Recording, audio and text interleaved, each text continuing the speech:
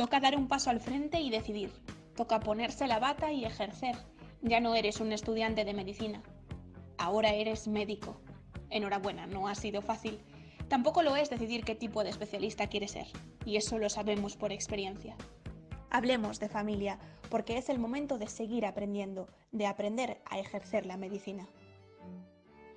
Aprender a ser la ayuda inmediata de aquellos cuya realidad se partió en un segundo. A ser el alivio de los que inevitablemente afrontan la recta final. Aprender a ser la esperanza de quienes están a punto de perderla. Aprender a ser merecedor de la confianza que tus pacientes depositarán en ti durante toda su vida. Es el momento de ser médico, de ser su médico. ¿Te apuntas?